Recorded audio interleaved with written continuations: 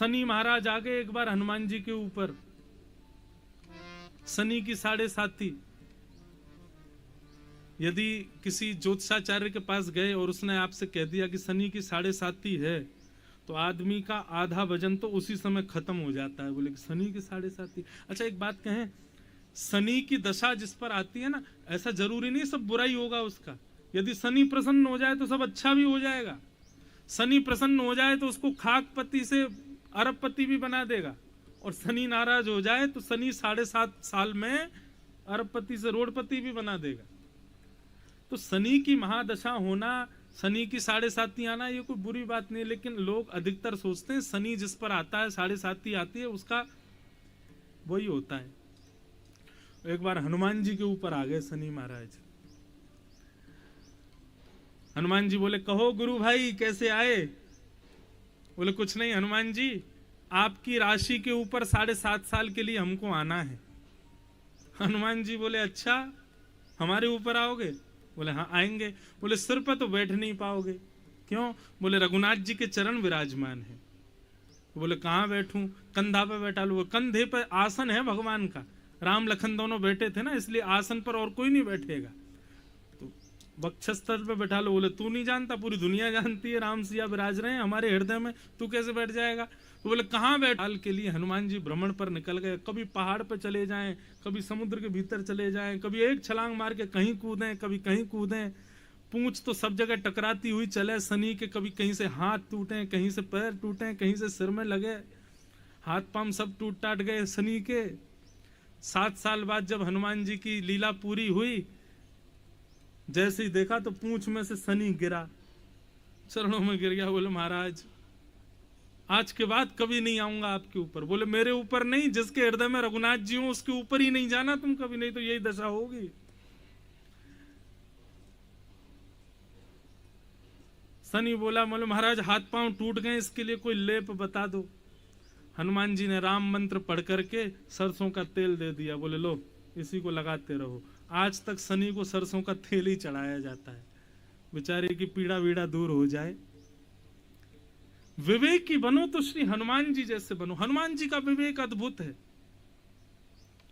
ज्ञानी रावण भी है और ज्ञानी हनुमान जी भी हैं, लेकिन रावण के ज्ञान में विवेक नहीं है, हनुमान जी के ज्ञान में विवेक है। और विवेक कहां प्राप्त होता है? बिनु सत्संग विवेक न होए। और ये सत्संग कहां मिलता है? बोले राम कृपा बिन सुलभ न सोई। ज्ञान होना चाहिए, कैसा ज्ञान? विवेक युक्त। और वो विवेक कहां मिलता है? सत्संग में मिलता है। सत्संग कैसे मिलता है? रघुनाथ जी की कृपा से मिलता है।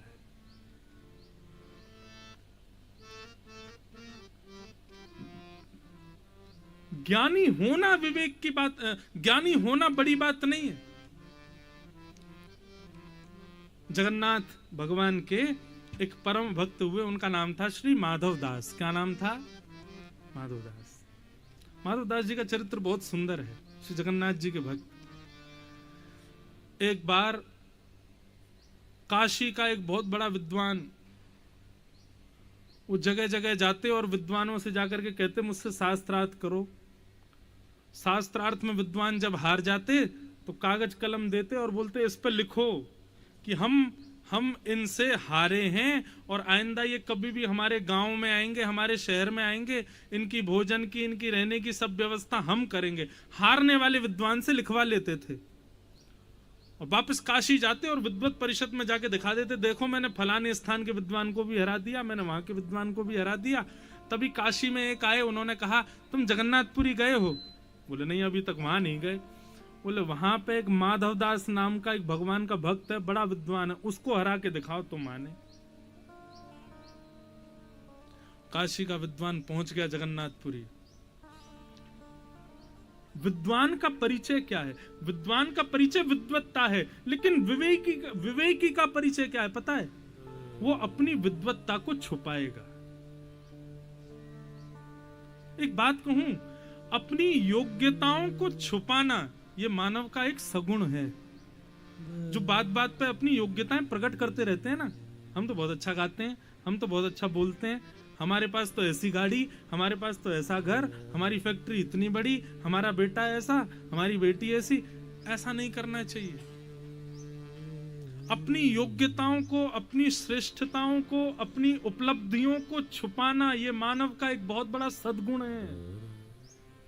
पूज्य पिताजी महाराज के सदगुरुदेव भगवान, हमारे पूज्य पिताजी के गुरुदेव मलुकपीठ वाले महाराज जी, उनको सेवा कुंज वाले गुरु जी कहते हैं। भागवत का अध्ययन महाराज जी ने गुरु जी से ही किया। इतने अकिंचन थे महाराज जी वे कि वे कहीं सभा में मुख्य अतिथि के रूप में बुलाए जाते थे तो बिना कलब की धोती और बिना कलब का कुर्ता पहन के जाते थे। सरवट रहती थी उस पे, और वो खड़ाऊ आदि भी नहीं पहनते थे, हवाई चप्पल पहनते थे। वो हवाई चप्पल भी घिसी हुई नीचे से, और जब चलते थे ना तो बिल्कुल ऐसे कि जैसे सामने से कोई आ भी जाता था ना, तो कितना साधारण भी व्यक्ति हो उसके लिए भी ऐसे खड़े हो जाते थे जैसे कोई बहुत बड़ा महानुभाव सामने से आ रहा है। सबको आदर देते थे। लेकिन ज्ञानी इतने, धर्म सम्राट स्वामी श्री कृपात्री जी महाराज भी जब आते थे वृंदावन तो दंडवत प्रणाम करते थे उनको। मलुकपीठ वाले महाराज जी सुनाते हैं कि एक बार वृंदावन में सुदामा कुटीर में एक कार्यक्रम था, उसका अध्यक्ष गुरुजी को बनाया गया। गुरुजी आने में 5 मिनट लेट हो गए तो ऊपर मंच से अनाउंसमेंट हो गया था कि रामानुज गुरुजी आएंगे, तो जैसे ही आ जाएं उनको आगे भेज देना, वो अध्यक्ष हैं। रामानुज गुरुजी आने में थोड़े से विलंब में आ गए और बेचारे इतने दीनहीन अकिंचन से थे तो लोग बागों ने उनको पीछे ही बैठा दिया, तो चप्पलों में ही बैठ गए बेचारे। तब जाके ऊपर से दृष्टि पड़ी, बोले अरे अध्यक्ष तो वहां बैठे चप्पलों में। तब जाके उनको उठा के लाए तो बड़े दीनहीन से हाथ जोड़ते हुए आते, बोले कि अरे हम इसके अधिकारी नहीं हैं, आप हमको अध्यक्ष मत बनाया करो, हमको सहज ही रहने दिया करो। ये विवेकी विद्वान का लक्षण है कि वो अपनी विद्वत्ता सबके सामने दिखाएगा नहीं। कई बार ऐसा होता है, कान पकड़ के क्षमा मांग के कहूं बात, कई बार कथा में आते हैं कई विद्वान लोग, जैसे मंच में माइक मिलेगा उनको, ठीक है आप गुरु परंपरा के मंत्र कहो, अपनी आचार्य परंपरा के मंत्रों को कहो। कई लोग वो इंग्लिश में बोलने लग जाते हैं। क्यों बोल रहे हो इंग्लिश में? किसी को समझ तो आ नहीं रहा है। यहाँ पे बेचारे सामान्य श्रोताजन बैठे हैं, हिंदी में साधारण बोलो, लेकिन उनको दिखाना कि हमको अंग्रेजी आती है। कई जगह होते हैं उद्धारा प्रभा संस्कृत बोल रहे हैं, दय दनादन संस्कृत। अरे ठीक है आप विद्वान हैं, लेकिन सबके सामने क्यों? ताकि सबको पता चले हमको आती है।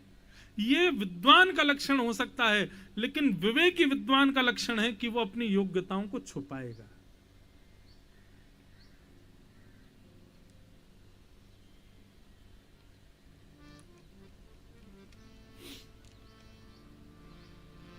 तो वो विद्वान काशी का पहुंच गया जगन्नाथपुरी, और जगन्नाथपुरी जाकर के पूछा माधवदास कहाँ रहते हैं? बोले सामने कुटिया माधवदास की है। अंदर कुटिया में गए, माधवदास जी बेचारे बैठे थे।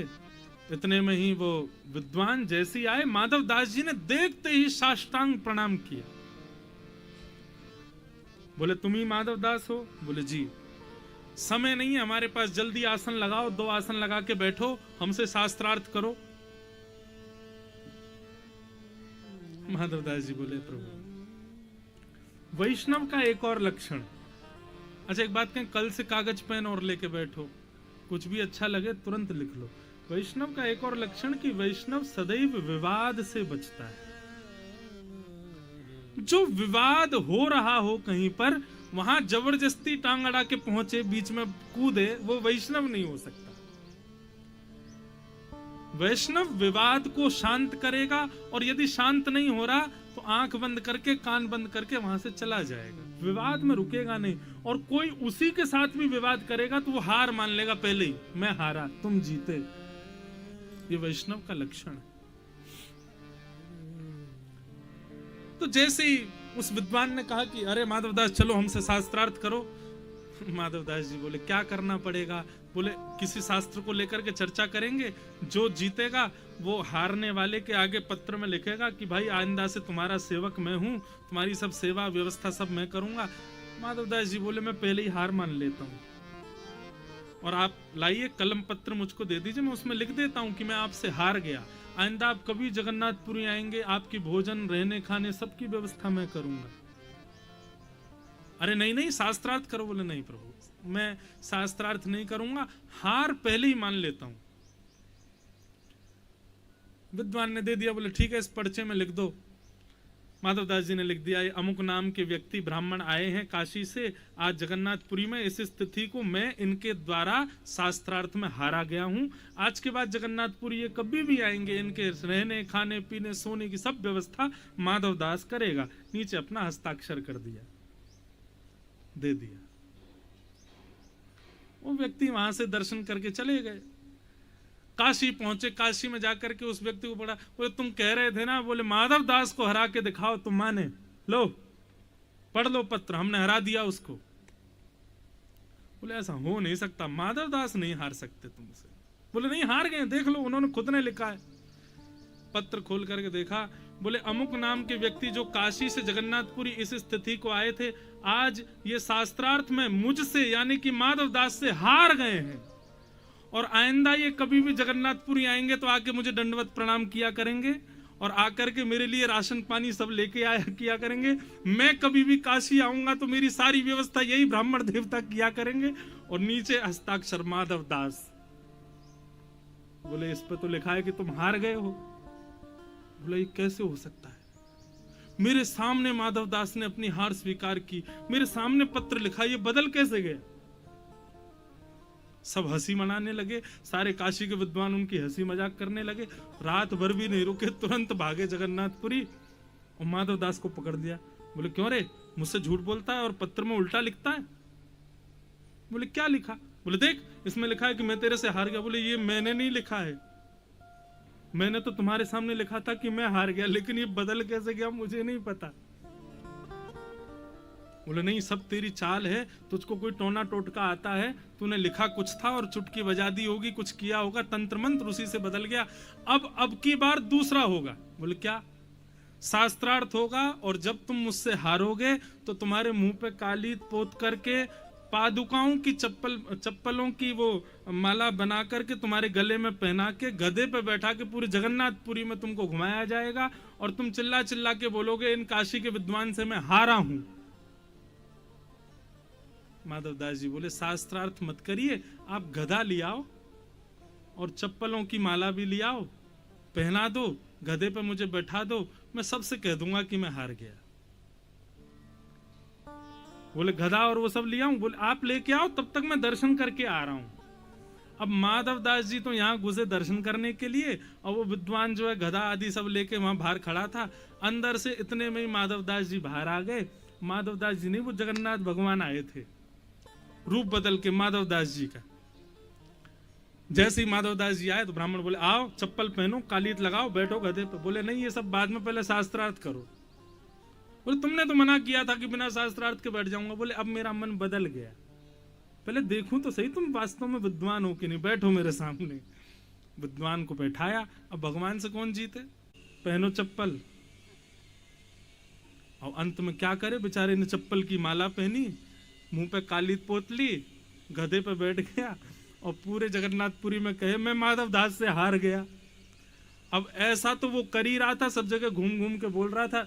इतने में ठाकुर जी तो वहां से अंतर ध्यान हो गए, असली माधवदास जी बाहर आए। बाहर आके बोले भैया वो कहाँ है, पहना दो चप्पल की माला, कहाँ है, गधा बैठ जाए हम घूम लें। बोले अरे क्या कर रहे हो? बोले वो देखो वो घूम रहा, अपने आप ही काली पोत करके चप्पल की माला पहन के सब जगह कह रहा है मैं माधवदास से हार गया। माधवदास जी बोले ये क्या किया तुमने? बोले मैंने क्या किया, तुमने हराया मुझको शास्त्रार्थ में। बोले मैंने कब हराया? पीछे मुड़ करके माधवदास जी ने देखा तो श्री जगन्नाथ भगवान खड़े थे। और श्री जगन्नाथ जी कहते हैं जो अपनी योग्यताओं को छुपाता है वो वैष्णव भी हो तो उसकी योग्यताओं को मैं स्वीकार करता हूं।